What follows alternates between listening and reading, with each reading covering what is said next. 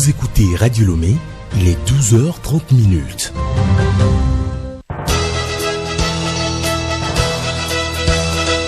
Le journal Henri Ochocho.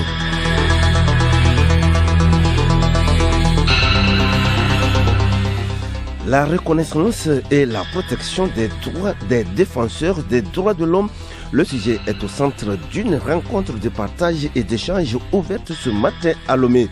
Il s'agit à terme de créer un environnement sûr et favorable à la défense des droits humains au Togo.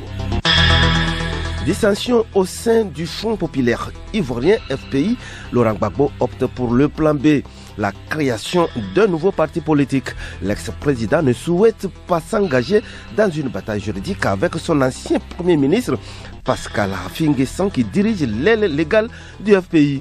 Le nouveau bébé, selon des sources concordantes, pourrait naître en octobre au plus tard.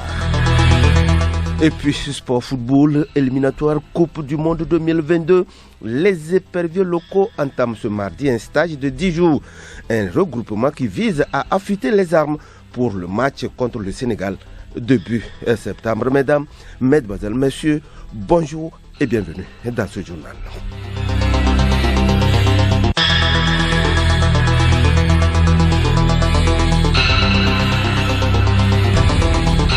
radiolomé.tg. La capitale togolaise abrite depuis hier la 48e session ordinaire du comité interparlementaire CIP de l'UMOA. Les travaux co-présidés par l'un des vice-présidents de l'Assemblée nationale togolaise, Pacome Adjorovi, sont organisés autour de la thématique du rôle des parlementaires dans la transposition des directives communautaires dans les États membres de l'UMOA. Pendant quelques jours, ces élus plancheront surtout sur les questions budgétaires et les nouveaux défis liés au fonctionnement de l'institution.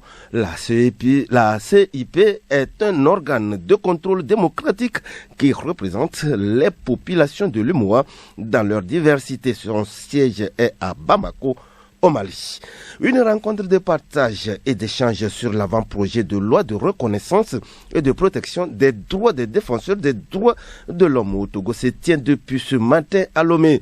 L'objectif est d'améliorer le draft élaboré au regard des standards internationaux relatifs aux droits de l'homme, du droit comparé et du contexte national.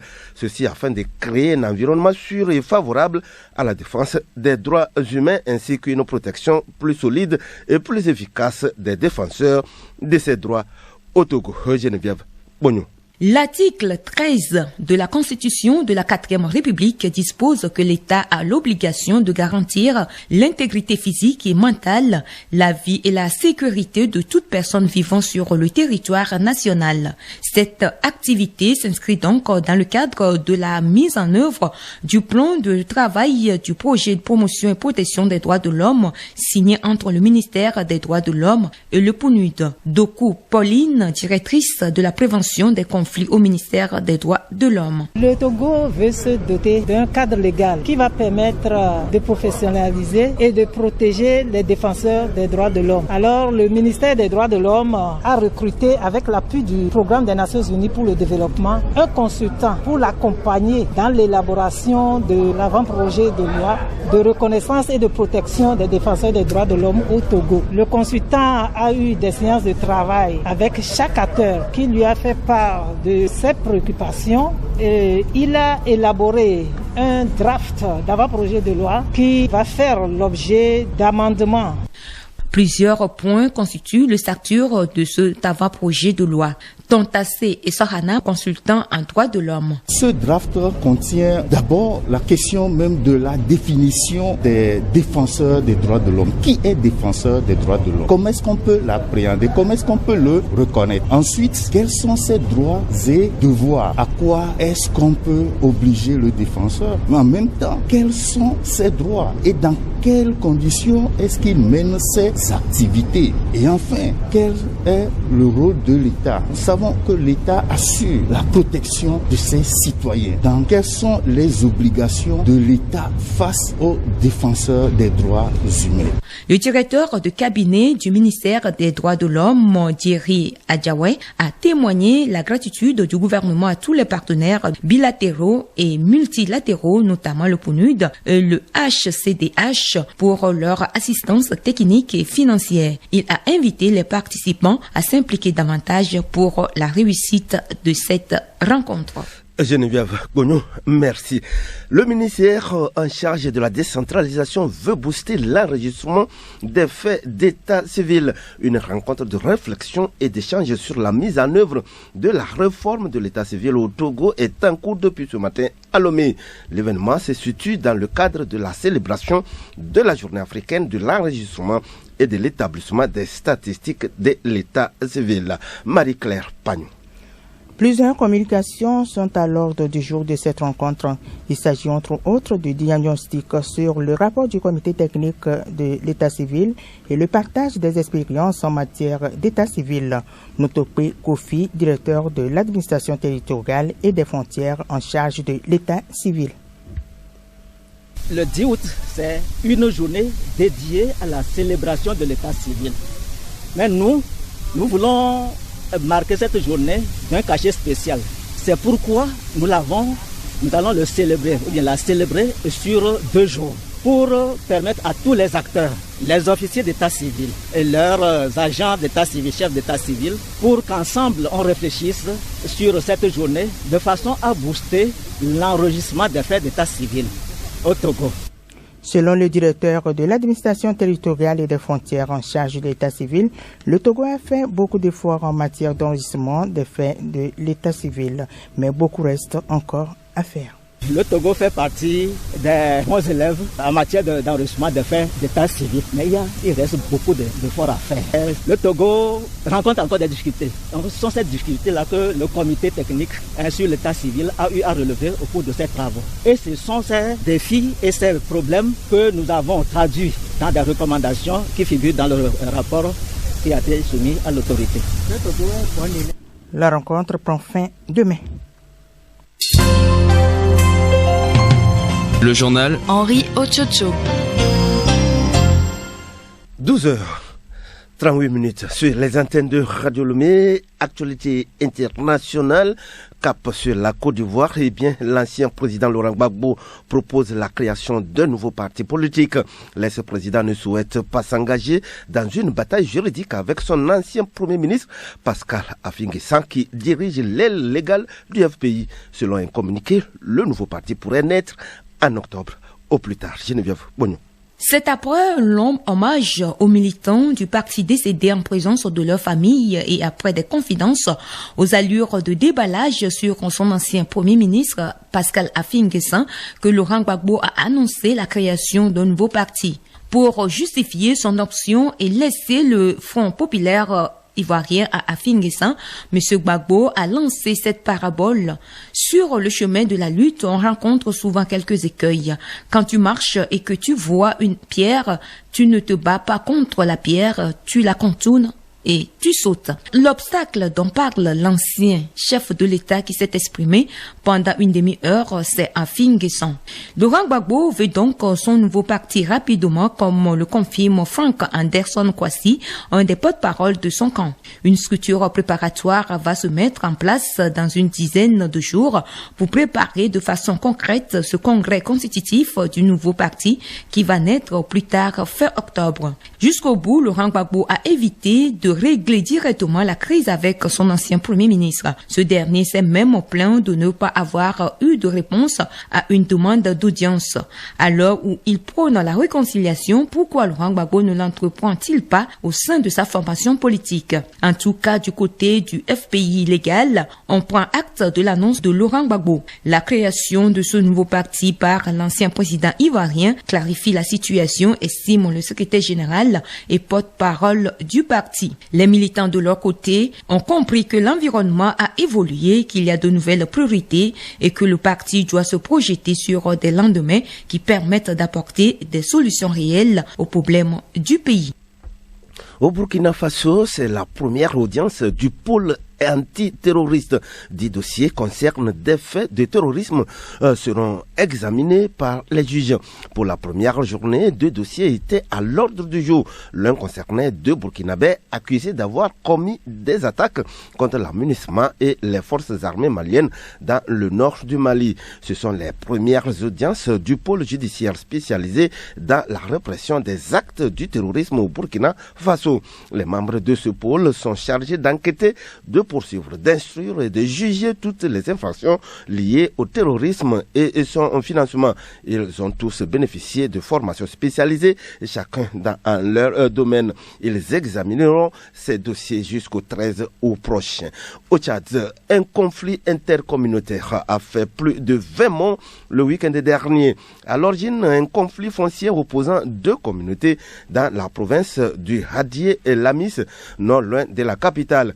Un conflit qui est la conséquence des difficultés de la justice à trancher les différends entre agriculteurs et éleveurs. Le bilan des affrontements est de 25 morts. Certaines des victimes de ce week-end ont succombé à leurs blessures, une partie au conflit ayant utilisé des armes de guerre. À l'origine de l'accrochage, un différend foncier opposant 2 communautés autour des périmètres où les uns cherchent à faire de l'agriculture alors que les pasteurs cherchent à y faire paître du bétail. Une scène à laquelle on assiste régulièrement depuis de nombreuses années. Des membres du gouvernement ont été dépêchés sur place en hélicoptère pour calmer la situation sans vraiment y parvenir. Un calme relatif règne sur place depuis dimanche soir, mais la tension reste vive. Les conflits entre communautés sont récurrents depuis plusieurs années et se perpétuent à cause de la faible capacité de la justice à dire le droit. En République démocratique du Congo, après des bavures policières dans le cadre des contrôles sanitaires liés à la pandémie de Covid-19, l'heure est aux condamnations. La justice militaire a condamné à mort hier lundi un policier pour le maître de son supérieur lors d'un contrôle de port de masque ou cache-nez, comme on le dit sur place. Un cas qui illustre la montée des bavures ces dernières semaines, dont certaines sont mortelles. La procédure a été rapide et l'agent de police a été jugé en flagrance. Le tribunal militaire lui a infligé la peine de mort commuée en perpétuité. Le 28 juillet dernier, il avait tiré par advertence sur un supérieur derrière lequel s'était réfugié un homme coupable de ne pas porter son cache-nez.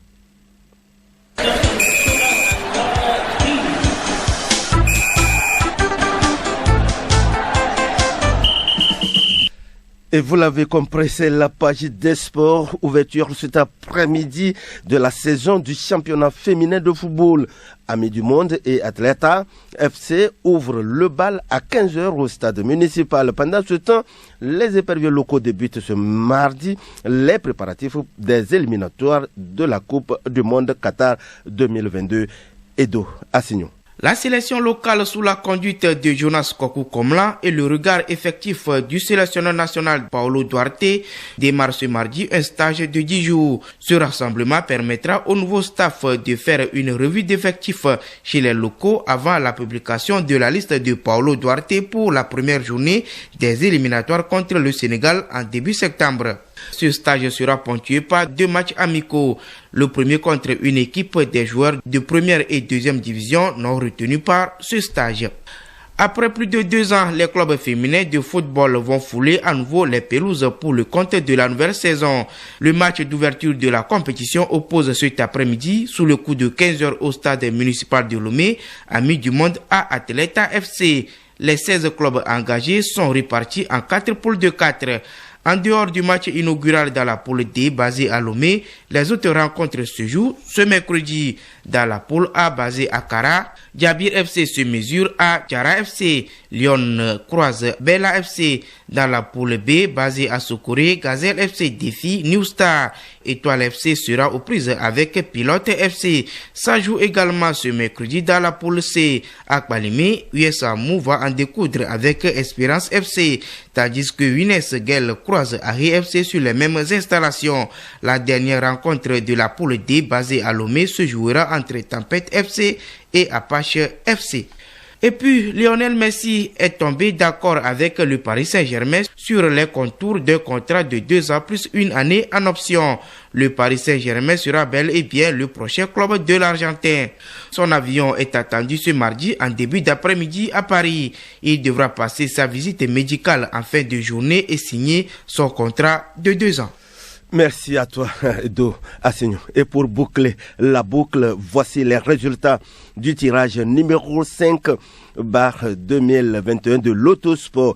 Il s'agit des numéros suivants: 3, 4, 6, 7, 10, 13, 14, 15, 16, 19, 20, 25, 26, 33, 40, 42 et 48. Je reprends: 3, 4, 6, 7, 10, 13, 14, 15, 16, 19, 20, 25, 26, 33, 40, 42 et 48, soit 17 matchs nuls.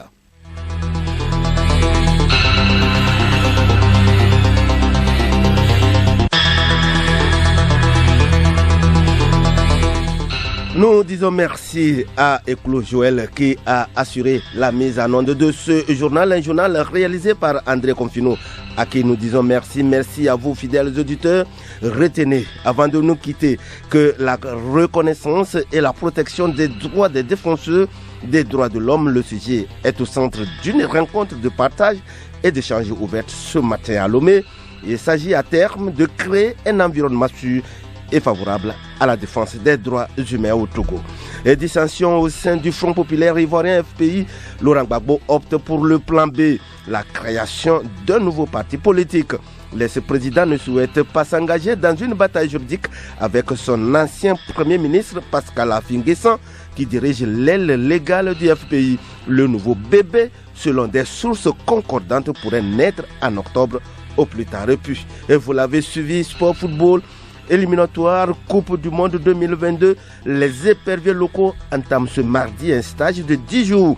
Un regroupement qui vise à affûter les armes pour le match contre le Sénégal début septembre. Bon après-midi et bon appétit si vous êtes encore à table.